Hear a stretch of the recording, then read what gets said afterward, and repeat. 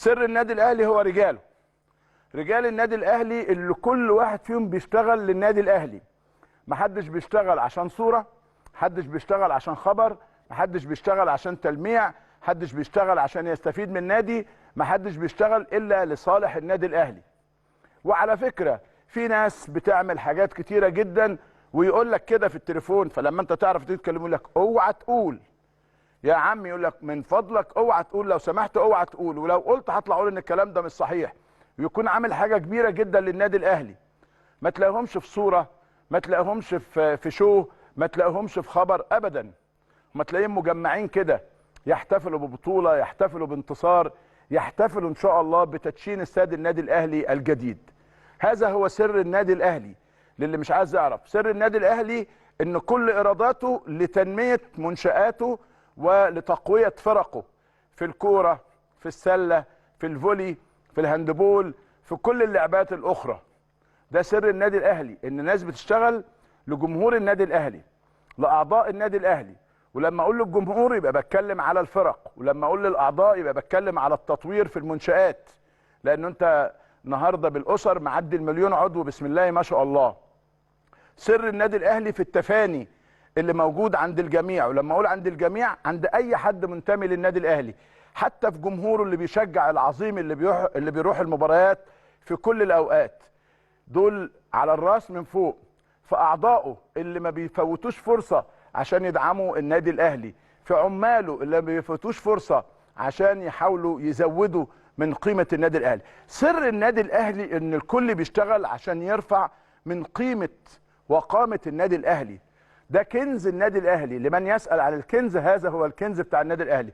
سر النادي الاهلي انه ما عندوش كذب، انه مش كذاب. سر النادي الاهلي ان كل واحد عارف حدوده بشكل واضح جدا. لا تجد عضو مجلس اداره يتحدث الا بالاتفاق، وده امر مهم جدا. ما بتشوفش رئيس النادي الاهلي صفقات، يعني اي حد جايب اشرف بن شرقي ولا جايب تريزيجيه ولا جايب جراديا شاره ولا جايب اسامه ابو علي، بنشوفها في اسبانيا وبنشوفها في حتت كتيره جدا. رئيس النادي بيطلع يتصور او حد كبير من مسؤول النادي، ده ابدا. هناك مدير رياضي او هناك مدير للتعاقدات او هناك مسؤول هو اللي ياخد الكريدت وهو اللي يظهر، مع انه اللي في الكواليس حاجات تانية خالص خالص. حضرتك لما شفت بعد ماتش باتشوكا كابتن الخطيب ما رجعش من قطر، فضل مكمل، خلص حمدي فتحي لكاس العالم للانديه، واعتقد ساعتها كان بيخلص كمان محمود حسن تريزيجيه في سريه تامه لا احد يعلم. حضرتك فوجئت ان اسامه ابو علي في النادي الاهلي، حضرتك فوجئت ان امام عاشور في النادي الاهلي، حضرتك فوجئت ان جراديا شار في النادي الاهلي، حضرتك فوجئت ان بن شرقي في النادي الاهلي.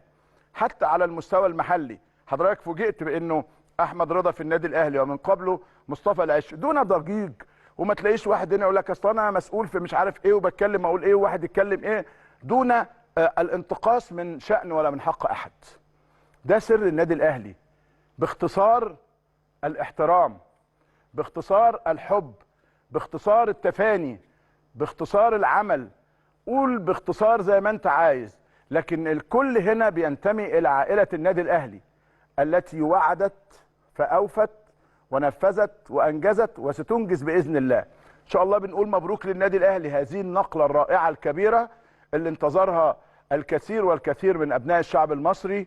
ودايما وابدا ان شاء الله الاهلي يؤكد انه في منطقه اخرى، والنادي الاهلي يغرد منفردا.